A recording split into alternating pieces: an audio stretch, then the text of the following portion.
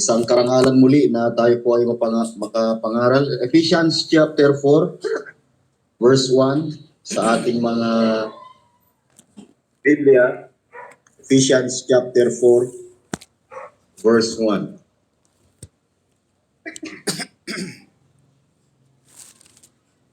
Sabi po ng Bible, I therefore, the prisoner of the Lord, beseech you that ye walk worthy of the vocation wherewith ye are called.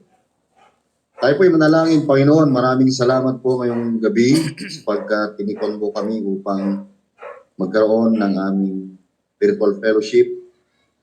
Pagpalaan niyo po ang mga salita mo na siyang may pangaral ng aming pananalanginan. Kayo po ang magpala sa bawat isa. Pagpalaan niyo ang araw na ito at nawa o Diyos ang iyong dakilang pangalan ng siyang may taas at dalahin po namin ang iyong pangunawa.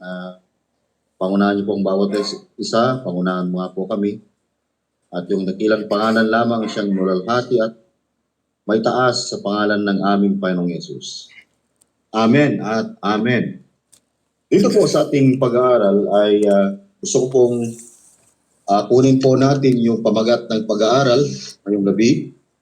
Dito po sa verse 1 mismo, sabi po ng Biblia, I therefore, the prisoner of the Lord, beseech you that ye walk worthy of the vocation wherewith ye are called. Makikita po natin yung pamagat ng ating pag-aaralan, the prisoner of the Lord, or the prisoner of hope. Si Pablo po ay isa po siyang bilanggo, ano po? At yung kanyang pagiging pagkabilanggo ay binabanggit ng Biblia, ng salita ng Diyos, na siya po ay bilanggo sa Panginoon. Dito sa ating pag-aaral, ang aklat po ng Ephesians, mga kapatid, ay nahati sa dalawa. At yung chapter 1, chapter 2, at chapter 3, makikita po natin doon yung pure doctrinal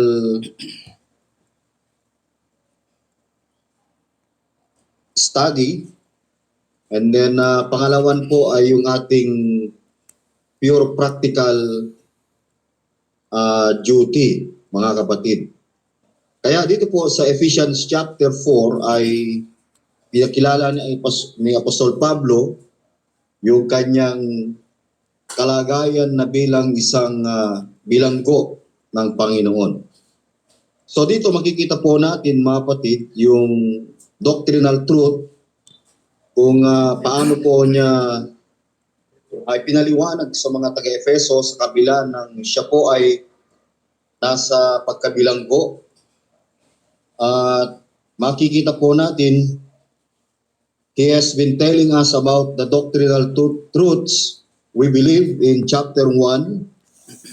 And he has also been teaching us about our positional standing in the Lord Jesus Christ. Nilarawan niya po roon, pinakita po niya roon yung ating positional standing in the Lord Jesus Christ. So we can see a brief overview of the great truths we have already encountered, mga kapatid, in this book.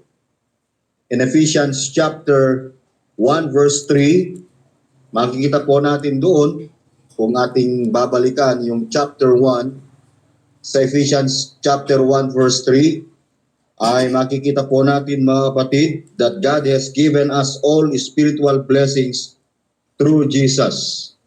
Na tayo po ay binigyan ng spiritual blessings sa pamamagitan ng ating Panginoong Kristo. At sa Ephesians chapter 1 verse 4, makikita natin doon that God has chosen us in Christ before the foundation of the world. So dito makikita po natin, mga kapatid, ay kung paano ipaniliwanag ni Apostol Pablo na sa kabila ng kanyang pagkabilanggo, ay naipapangaral niya pa rin yung mga katotohanan na ito. Ephesians chapter 1 verse 6, makikita rin natin doon, mga kapatid, yung mga katotohanan. Ephesians chapter 1 verse 5, that we are having predestinated us unto the adoption of children by Jesus Christ to himself according to the good pleasure of his will. And in verse 6, that God has made us accepted in the beloved, to the praise of the glory of his grace, wherein he hath made us accepted in the beloved. And then Ephesians chapter 1 verse 7, makikita natin, we have redemption through his blood, even the forgiveness of sins. Pagdating po ng chapter 2 verse 1, chapter 2 verse 1 to 4, makita natin yung quickening power of the Holy Spirit. At makikita po natin mga kapatid dito, yung ating kalagayan that we are dead, we are doomed, we are dominated by sins. But God has given us life, ngunit tayo po ay binigyan ng Panginoon ng buhay. In Ephesians chapter 2 verse 5.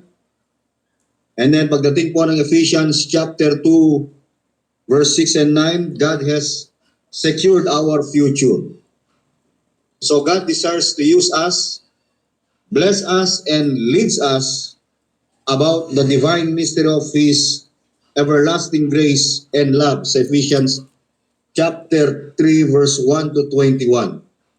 So all of this great truth teach us about who we are in Jesus and about all that the Lord by given to us through his grace. So makikita po natin dito, pagdating ng chapter 4, mga kapatid, i-shortcut po natin yung chapter 3 o chapter 4 verse 1. Wala man po yung screen. Nag-conclude na po si Apostol Pablo doon sa pure doctrine, pure doctrinal truth, dito sa Ephesians chapter 4 verse 5, chapter 4 verse 1, ipinakita niya yung kanyang kalagayan na sa kabila ng siya po ay bilanggo ay hindi po hadlang yung kanyang pagkabilanggo para hindi po may pahayag o may pangaral ang salita ng Diyos. So when Paul used the word therefore in verse 1, he is reminding us about everything he has already written, and he is telling us that everything he has written calls for a certain response. So dito po ay makikita natin na si Paul, nag-shift po siya from doctrine to duty. Mga kapatid, dapat po ay hindi lamang po tayo marunong sa doktrina, kundi yung practical Christian duty ay dapat din po nating matutunan para maging balanse. So hindi po dapat flat ang duty, yung Christian duty ng isang mananampalataya, at hindi rin dapat na flat, maka-flat ang doctrine. So he is shifting from positional truth to practical truth. Dito sa Ephesians chapter 4 verse 1. Kaya ito po yung ibig sabihin ng therefore po rito. So he shift from what we believe to on how to behave. So Paul moves from exposition to exhortation. He walks from principle to practice. Paul knows what many people have forgotten.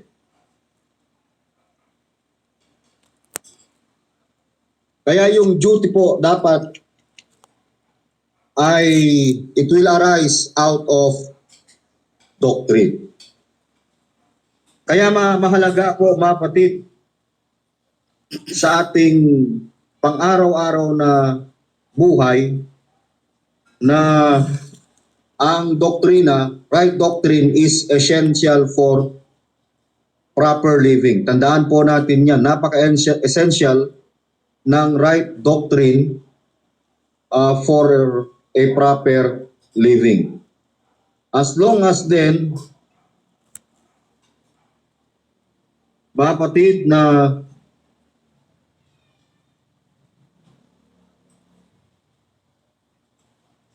dapat po nating makita, in other words, dapat po natin makita, if we are going to have right, to behave right, we must believe right. So una po na dapat po nating makita po rito sa verse na ito, sabi ni Pablo, I, therefore, the prisoner of the Lord, beseech you. Yung word na beseech you, I beseech you, sabi ni Paul sa mga taga-Efeso. So dito makikita po natin na yung personal challenge ni Apostol Pablo sa kanila, na sila po ay hindi dapat po manghina, hindi dapat po na sila ay manlamig, mga kapatid, sa pananampalataya. Hindi dapat po na tumigil sa paglilingkod. Alam po natin sa panahon po natin sa ngayon ay marami dati mainit sa paglilingkod. Makikita po natin na sa prayer meeting. Ngayon wala na po sa prayer meeting. Kaya minsan, mga kapatid, ay maraming mga umaagaw sa paglilingkod. Marami tayong mga kalaban araw-araw. Kaya hinihimok na Apostol Pablo in Ephesians chapter 6 verse 10 na sabi roon, be strong in the Lord and in the power of His might. Kaya sabi ni Pablo rito, therefore I beseech you. When Paul uses the word you, it is remind us that he is speaking to the church, individual in Ephesus. So gayon din po sa ating kapatid, yung salita ng Diyos na para sa atin ay nagsasalita to every church individual.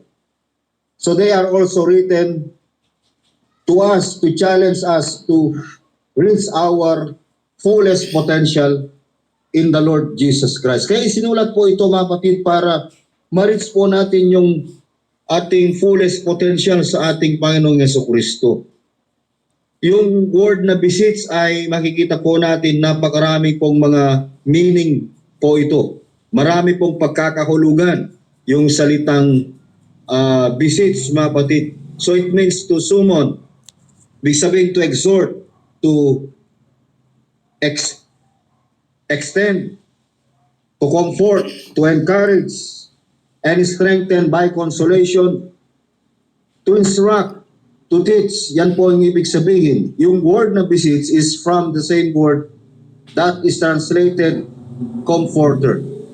So dito makikita po natin, mga kapatid, yung challenge of Apostol Pablo sa mga kapatiran bilang prisoner of the Lord ay makikita po natin yung una about sa personal challenge is to encourage one another. Kaya ito po yung dahilan kung bakit nasa virtual fellowship tayo, mga kapatid, ay upang i-encourage po natin ang bawat isa sa pamamagitan ng pangangaral ng salita ng Diyos. Kaya napakainam na meron po tayong prayer meeting every Wednesday night para sa ganun ay makapag-recharge po tayo muli sa salita ng Diyos. Sapagkat hindi lahat ng panahon tayo po ay malakas sa pananampalataya. Dumarating din ang panahon na tayo po ay nanlalamig. Kaya kung titignan po natin yung Book of Acts, chapter 11, verse 22 to 24. Acts, chapter 22, verse 11. Acts chapter 11. Yan, inuulit ko. Acts chapter 11, verse 22, mga kapatid. sa ating mga Biblia hanggang sa verse 24. Pakita natin yung mga kapatiran rito kung paano po sila nagpapakalakasan sa bawat isa. In verse 22, sabi ng salita ng Panginoon, "Then tidings of these things came unto the ears of the church, which was in Jerusalem. And they sent forth Barnabas that he should go as far as Antioch. Who then he came and had seen the grace of God, was glad and exhorted them all, and with purpose of heart they would cleave unto the Lord." Yung layunin, mga kapatid, at na kanyang mga inaaralan na lahat na kapasyan ng puso ay magsipanatili sa Panginoon. Kaya tayo dapat, mga kapatid, ay magsipanatili tayo sa Panginoon. Sabagkat hindi po natin pwedeng i-encourage ang bawat isa kung wala po tayo sa Panginoon. Verse 24, "For he was a good man and full of the Holy Ghost and of faith, and much people was added unto the Lord."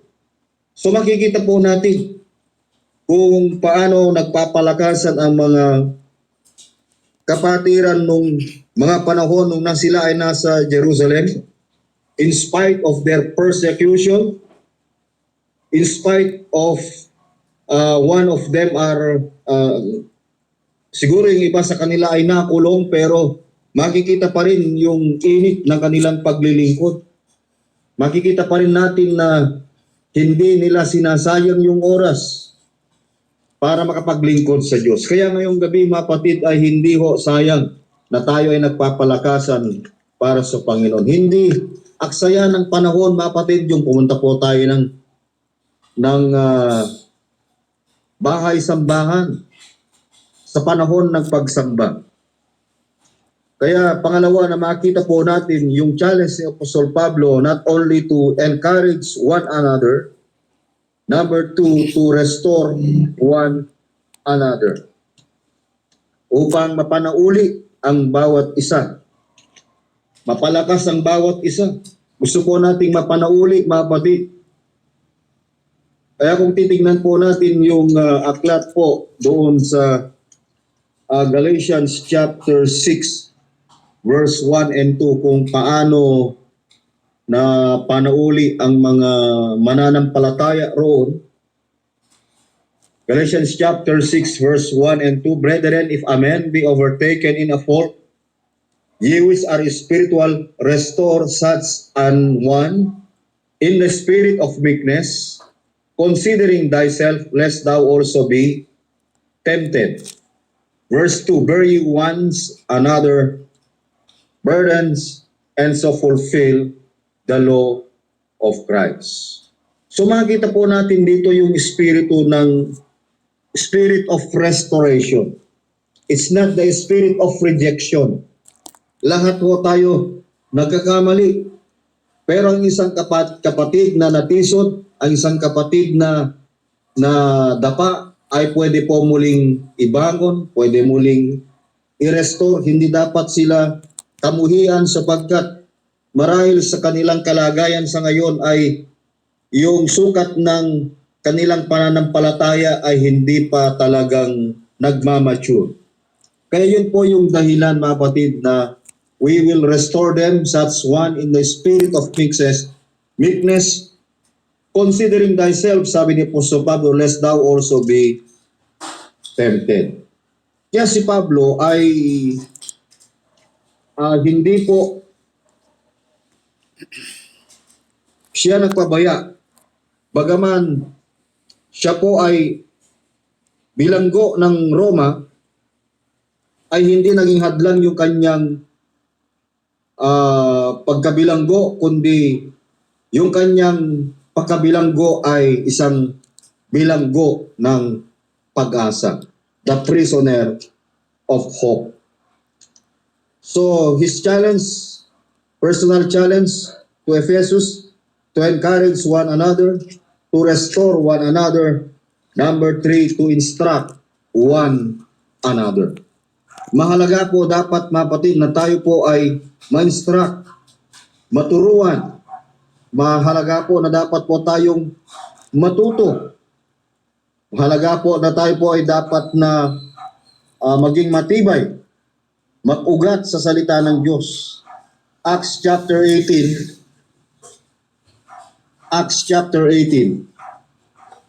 verse 24 to 26. Mahalaga po tayo na tayo po ay ma-instruct upang matuto po tayo sa salita ng Diyos, mga kapatid. Matutunan po natin yung katotohanan. And a certain Jew named Apollos, born at Alexandria, an eloquent man and mighty in the scriptures, came to Ephesus. Ayan. Kita po natin na may mga taong talagang pinagpala ng karunungan rito, kagaya ni Apollos. He is an eloquent man. Verse 25, this man was instructed in the way of the Lord. Yung kanyang karunungan, mapatid, ay hindi galing sa kamunduhan, kundi ito ay karunungan na galing sa Panginoon, sapagkat siya ay tinuruan sa daan ng Panginoon at palibasay may maningas na espiritu. He is fervent in the spirit. Ibig sabihin po, mapatid, ay wala po siyang kinakatakutan sa pangangaral. He was bold in preaching the word of God. He spake and taught diligently the things of the Lord, knowing only the baptism of John. Kaya makikita po natin, mga kapatid, yung kung paano ginagamit ng Panginoon ang taong ito para ang Efeso ay maging malago sa kanilang pananampalataya. Verse 26, and when he began to speak boldly in the synagogue, whom when Aquila and Priscilla had heard, they took him unto them and expounded unto him the way of God more perfectly. So si Aquila and Priscilla, ito po yung mga unang mga bunga po ng Ephesian Church, mga kapatid, ng mga panahon na ito.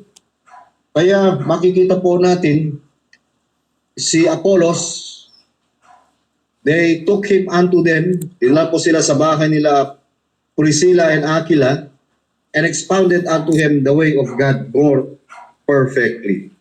Kaya mahalaga po sa atin, mga kapatid, na mag-aral upang tayo po ay maging matuto sa mga aral, sa mga doktrina, upang sa ganun, mga kapatid, ay hindi po tayo madaya ng maling mga aral. Sapagkat hindi lahat po kasi ay nagtatagal sa tamang aral, sapagkat yung tamang aral minsan ang dahilan kung bakit sila po ay umaalis sa iglesia, because they cannot bear the truth. And then pang-apat, mapatid nating makita yung personal challenge ni Apostol Pablo sa Ephesian Church ay doon to help one another. Help one another. At sila po ay dapat na magtulungan sa isa't isa. May binabanggit po ang 1 John chapter 3, verse 18, mga kapatid. 1 John chapter 3, verse 18 ngayong gabi. 1 John chapter 3, verse 18.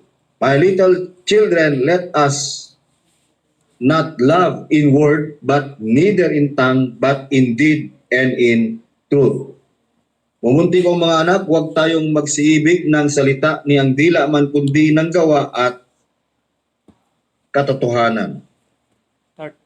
Kaya makikita po natin na napakahalaga na mga bagay na ito. Ito po yung personal challenge ni Apostol Pablo sa mga taga-Efeso. Pangalawa na ating makita, the challenge is personal. Number 2, the challenge is powerful. What is the challenge? Sabi ng Ephesians 4:1, balik po tayo dun sa ating teksto sa Ephesians chapter 4, verse 1, sabi po ng Biblia, I therefore, the prisoner of the Lord, beseech you that ye walk worthy of the vocation wherewith ye are called. Sabi ni Pablo, the prisoner of the Lord. That is the powerful challenge. That we are the prisoner of the Lord. We are also a prisoner of hope. Makikita po natin yan sa Zechariah chapter 9. Zechariah chapter 9. Micah, Nahum, Habakkuk, Zephaniah, Haggai, Zechariah, Malachi. Zechariah chapter 9 verse 12. Makikita po natin dito, turn ye to the stronghold, ye prisoners of hope, even today do I declare that I will render double unto thee. Mga kapatid, hindi na ho tayo bilanggo ng pagkakasala. Tandaan po natin, tayo mismo ay bilanggo na ng Panginoon. Tayo po ay bilanggo ng pag-asa. Ibig sabihin, yung buhay na meron tayo na dating walang kabuluhan, nagkaroon po ng magandang kabuluhan dahil sa ating Panginoong Jesucristo. So si Pablo he was reminded the Ephesian church that he is a prisoner in Rome.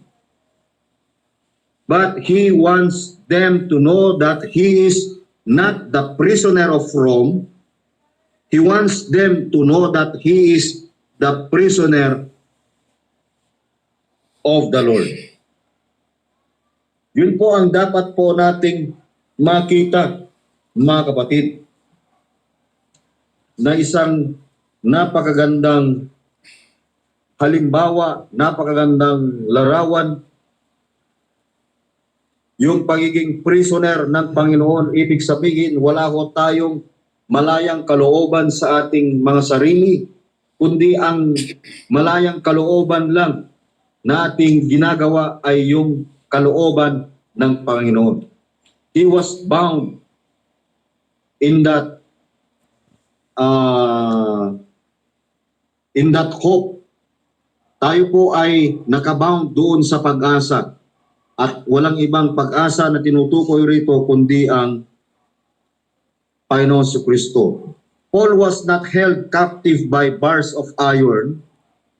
He was held captive by the bands of love. He was the prisoner of Christ. Acts chapter 20 verse 16. Acts chapter 20. Acts chapter 20 verse 16. Mga kapatid, hanggang po sa 29. So dito makikita natin, for Paul had determined to sail by Ephesus because he would not spend the time in Asia, for he hastened it were possible to him to be at Jerusalem the day of Pentecost. And from Miletus he sent to Ephesus and called the elders of the church. Verse 18, and when they were come to him, he said unto them, ye know that the first day I came into Asia, after what manner I have been with you at all seasons.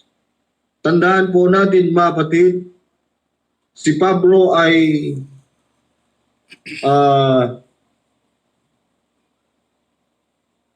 nandun po siya nung nakatungtong sa Asia at kung paano ang pakikisama ko sa inyo ng buong panahon.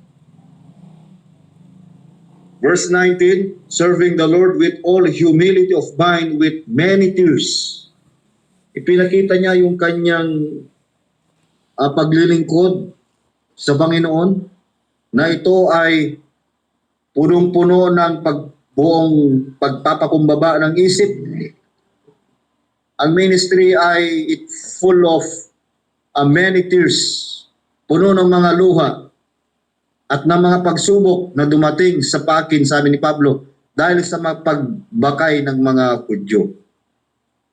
Which befell me by the lying in wait of the Jews, verse 20, and how I kept back nothing that was profitable unto you, but have showed you and have taught you publicly and from house to house.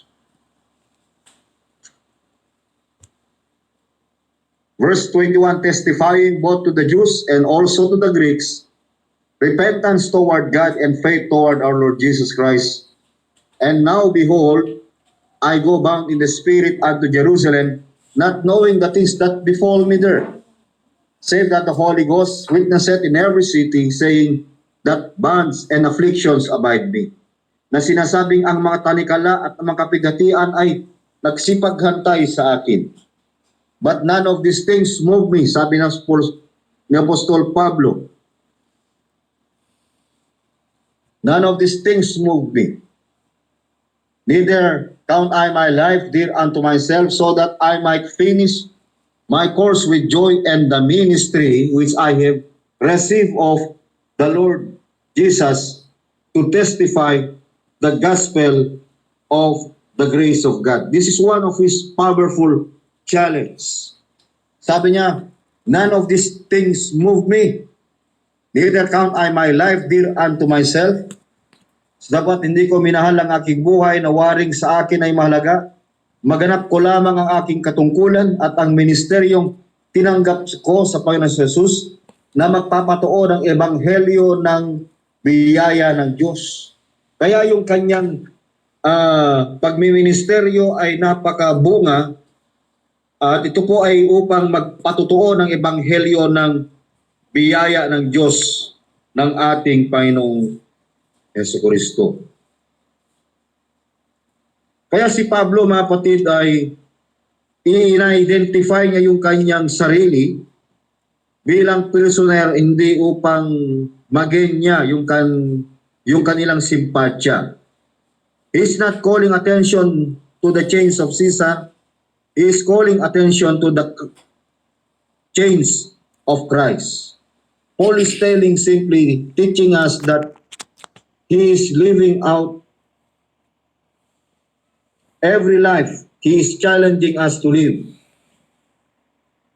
The fact that Paul is living this kind of life was come while he is the prisoner of Rome, give weight and power to this challenge.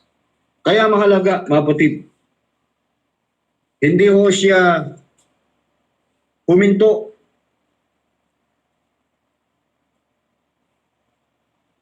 sa paglilingkod. Sa buhay, pwede tayong huminto pag pagod. Pero hindi po tayo dapat mag-quit sa gawain, mga kapatid. Marami kasi nagbi-ministry lang dahil sa pera. Pag wala ng pera, wala ng ministry. Dito po, biyaya ng Diyos sa atin. Umaapaw pa lang biyaya ng Panginoon dito, mga kapatid. Kaya sapat ang biyaya ng Diyos. Number 3, na po tayo magpapakatagal. The challenge is practical. Ephesians chapter 4, verse 1. What is the practical challenge? That ye walk worthy of the vocation wherewith ye are called. Tandaan po natin that ye walk, it means simply stated, he speaks of our conduct or on how we live day to day or day by day. Walk worthy. Yun po yung daily conduct ng buhay. Kung paano po tayo maglingkod sa Panginoon. That ye walk worthy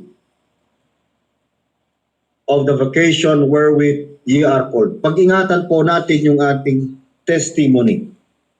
Pag-ingatan po natin yung ating pagkatawag bilang mga anak ng Diyos, bilang mga lingkod ng Panginoon. So he challenged the church concerning the walk before the Lord. We have been commanded, mga kapatid, in verse 2, to walk with all lowliness walk with meekness, walk with long-suffering, bearing one another in love. Verse 3, endeavoring to keep the unity of the Spirit in the bond of peace. Napagsakitan ninyong ingatan ang pakikipag-isa sa Espiritu sa tali ng kapayapaan. So napakahalaga, mga kapatid, yung buhay, practical na pamumuhay, na kung titignan po natin yan, sa Ephesians chapter 4, verse 4 to 13, walk in unity. And then Ephesians chapter 4, verse 17 to 32, walk in separation. Ephesians chapter 4, verse 14 to 16, walk in love. And then Ephesians chapter 5, verse 3 to 14, sabi ng Biblia, to walk in the light. Hindi ho natin basahin lahat sapagkat maiksi po yung ating oras. Ano po? Kaya binabanggit sa atin ng verse 1, the vocation wherewith ye are called into this practical calling.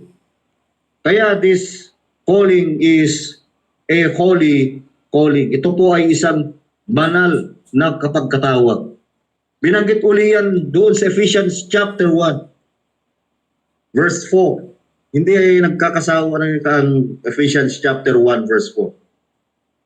Yan. According as He hath chosen us in Him before the foundation of the world that we should be holy.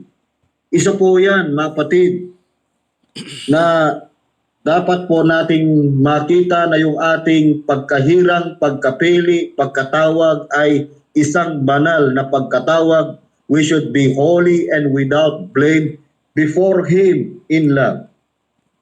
Kaya dito makikita natin yung banal na pagkatawag ng Panginoon in 1 Peter chapter 1 verse 15. Kung hindi po ako nagkamali, 1 Peter chapter 1 verse 15. But as He hath called you is holy, alam ni Pablo yung Ephesians 1:4, so be holy in all manner of conversation, because it is written, be holy, for I am holy.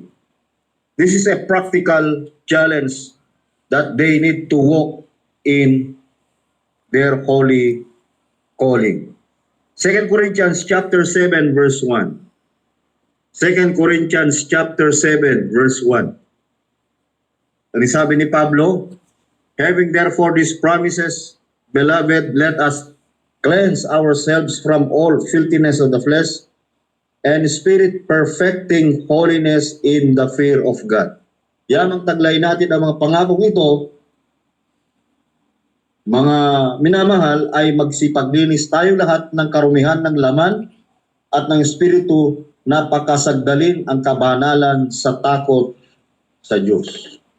Kung sinasabi mo sa Panginoon na Kristiyano ka, ngunit wala kang pagkatakot sa kasalanan, siguro meron pong maling bagay po sa buhay po natin. Number 2 na makikita natin, this calling is a holy calling. Number 2, this is a high calling, sabi ni Pablo sa Philippians chapter 3. Philippians chapter 3 verse 13 and 14. Finally, brethren, I count not myself to have apprehended, but this one thing I do forget is those things which are behind, and reaching forth unto those things which are before, I press toward the mark for the prize of the high calling of God in Christ Jesus. So forgetting those things which are behind, let us pass, P-A-S-S, from our past, P-A-S-T. Let us pass from our past. You are not a prisoner of the past. I have a duty to walk worthy of the vocation wherein I am called. Mga kapatid, hindi tayo bilanggo ng nakaraan. Maraming mga tao hindi nag-move on. Hanggang ngayon, bilanggo pa rin sila ng nakaraan. Yan po ay malaking higante na kinaharap po natin sa buhay, kaya hindi ho tayo lumalago sapagkat hindi ho natin nilalabanan yung mga stronghold na ito. Kaya mga kapatid, pangatlong bagay nating makita. This calling is a heavenly calling. Ye have not chosen me, but I have chosen you, to ordain you. Sabi ng John 15:16. Dito na po tayo magwawakas. That ye should go and bring forth fruit, and that your fruit should remain, that whatsoever ye shall ask of the Father in my name, He may give it to you. Kaya napakahalaga, mga kapatid, na matutunan natin ito. Ngayong gabi, we are not a prisoner of the past. Past sins, lahat ng mga bagay, we are no longer a prisoner of our past, prisoner of our sins. We are a prisoner of the Lord. You are a prisoner of hope. Magandang gabi po at pagpalain po tayo ng Panginoon. Alero. Ay, dali lang ha.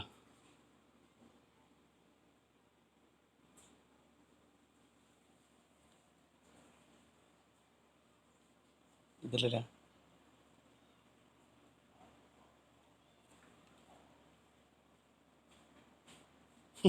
Nawala.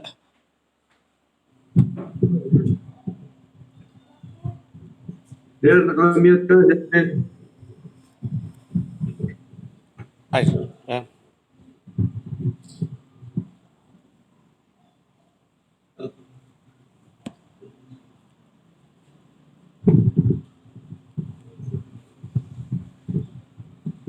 Ay, ano lang yung ano. Okay, so salamat, Elder Rene. Medyo na ano lang yung ano, yung sharing ng ano. Okay, salamat po sa napakagandang aral, no?